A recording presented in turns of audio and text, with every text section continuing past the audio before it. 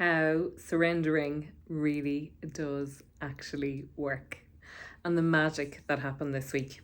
For those of you that watched the last update, and I have a friend who wants me to rename this channel the Crying YouTuber, and he's not wrong in that it's becoming a bit of a habit to be vulnerable and cry on here, but that's not what this video about. This is evidence in the what I've been talking about for the last few weeks, but actually starting to live it now as opposed to logically think it, to actually feel it. So for those that follow my Instagram channel, you heard me speaking about a story, but for those that I know enjoy to watch me over the weekends and have a bit of a catch up, and obviously the stories are gone now, so you can pop this on your Google device. So one of the things that happened to me this week that was such a lesson in instruction around surrender, that it wasn't just the idea of thinking I should surrender or the idea I should trust. So I was at the doctor's office with the nurse, bog standard blood test, nothing urgent, just a general checkup after being unwell in, I suppose, March. It was time to get a review of all bloods. So I went to get my bloods done. Fabulous nurse, chatting away. I had walked nearly 3/4 of the way because I knew I have very delicate veins. From all my years in surgery, I kind of know that my veins can often let me down. She said my veins were like lace. They're like old lady veins. But I'd walked in, I drank loads of water, and I was like, okay, cool. What will I, all these things will help, the logic hitting. And she had failed on 2 veins, and now she's on her 3rd vein, and she hadn't got enough blood by any standard, because she was doing a lot of tests. And I kind of felt bad for her because I was like, oh, blaming myself. And then I was like, hang on a minute, a lot more power here than I know. Why am I handing over my power to a nurse who needs my assistance here? What can I do? So I told her, I was like, can you hang on a minute? And I closed my eyes for a minute, and I did put my hand on my heart and my tummy, and I just said, whatever blood needs to go now, just let it flow, let it go. This blood needs to be tested. And she had the injection in the arm, and the blood just flowed. And she felt, I think, another 3 or 4 vials, like it was like, psh, gosh. I just said, wow, whatever you did there worked. And I said, it's the power of thought and also giving my body permission. So it was this idea of like, okay, if I can just give my body an instruction as opposed to always just my mind, and combining both of those things. So I asked my body to let go, and it worked. And for me, look, it's something really simple, but it's just, for me, it just opened up something about that moment, and the floodgates of my blood just being let go was just like, wow, what else am I holding on to that I'm not asking for? What else can I truly surrender here in this moment and start allowing things to happen? I was coming out of the doctor's, I'm really happy with myself, going, wow, okay, I'm the one holding me back here. Like, I've got this, I can do this. And again, if you saw last Sunday night's video, it was, I was in a pretty dark place of like, oh my God, I've chosen this path, things are a bit quiet. And although I knew it would pass, I kept applying kind of logic to the whole thing. And not, as I teach, dropping into my heart space, into my gut space. So that was just something unlocked that day that I was like, wow, what am I not doing here? So I decided to walk home. The bus was going to be another 20 minutes, and I was like, wasting time standing at a bus stop? No, nice day, I'm going to walk. So I started to walk home, and I love listening to RT1 at 12 o'clock, and just always great music. So Paul Brady, The Island came on, and I absolutely loved that song. So I was kind of reflecting on the experience on the way home and realised, okay, this song is lovely, let's get into the moment here. what else can I ask for? What else can I really surrender and trusting, but giving a little bit of form to my request to surrender and trust?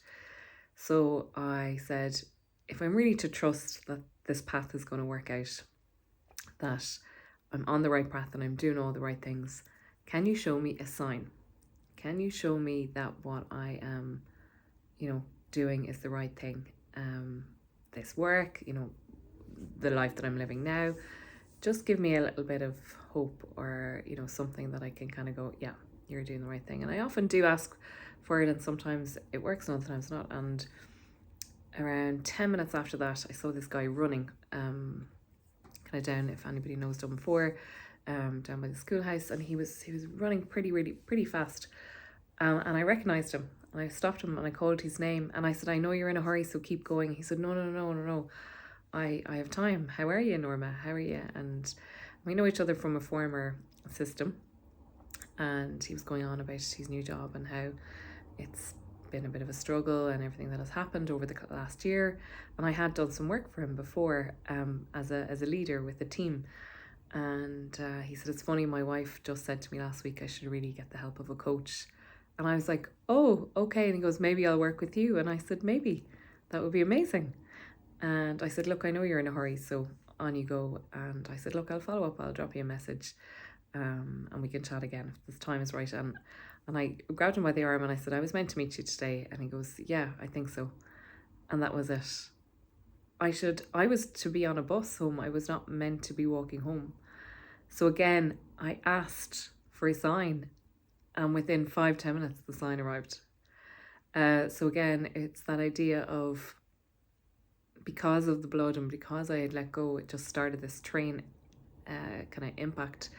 And then the next story around asking in this place of surrender happened today. My dad rang me. I was with a client, so I had the phone off, and I picked up my phone, and there was all these missed calls and messages from my dad, and he was in a really big panic over something he lost that he really urgently needs. And I always feel a little bit helpless because I'm not at home with him, 2.5 hours away from him, so I can't help. And I was busy. I'm really busy. I'm about to head away next week, and I have a lot of work on before I go. So I was distracted, and I said, look, I'm going out for a walk later, and I am going to pop into the church and light a candle to St. Anthony. Now, I know there's people here that are not at all religious or spiritual, but I'm just giving you my perspective. I am way more spiritual than I am religious, but I do like to go to a church, and I do like to light candles, and I do like to set intentions and ask for help. And in my local church, there isn't a St. Anthony, but there is St. Francis of Assisi. And I often, years ago, I think I confused him. I didn't realise that Francis was Anthony and Anthony was, so I kept praying to Anthony in my mind, but it was actually St. Francis. But whoever I was praying to, it always worked. So went for my walk, and spoke to a good friend along the way, and we were just talking about, the power of Anthony, and like the mailman, he always delivers. She's very spiritual. She said, you know what, I think it's going to show up tonight, this thing that he was missing. So I went and I did my walk, and I lit the candle, and I lit a few candles. Somebody else asked me to light a candle for them today, so I did all that, and I came out of the church, and it was like that. It was like, look, if it's meant to be found, it will be found. It'll be found when it's needed. So there's, again, that idea of like, I'm asking for this now, but if it's not meant to be, and I love this other idea, or something better. If that's not meant to be, something better.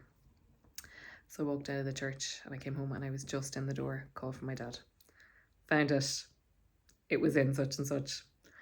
Now, I mean, the relief, you could hear his voice, and I said, you won't believe. I said, I'm just home from the church, and I just lit a candle not more than 5-10 minutes ago. And he goes, I just found it in this very minute. And I said, well, there you go. I said, that's Anthony. And he goes, Anthony's never let me down in my life. And I said, we need to thank him now, because that's pretty special.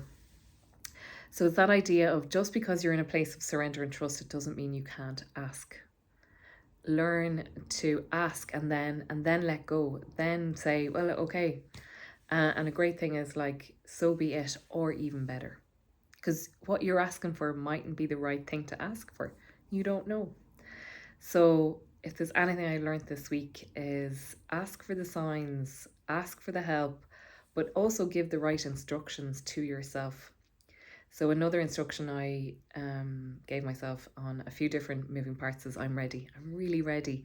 And I had an amazing week, amazing clients, amazing connections. I was speaking at an event. I'm getting all ready for some training next week. I started improv. Oh my God, where has improv been in my life? Absolutely, I think I found my thing.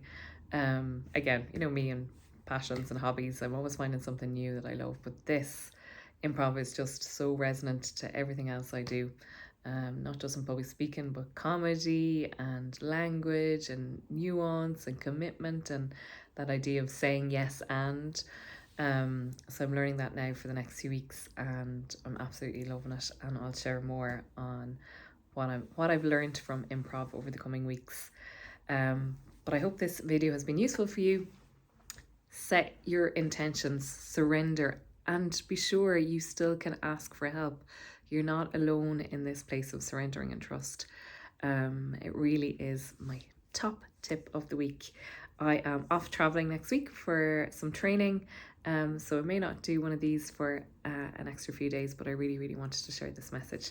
Have a super weekend, and I hope in your surrendering, in your trusting, that you ask for help and ask that whatever shows up, or even better. Have a great weekend. Take care.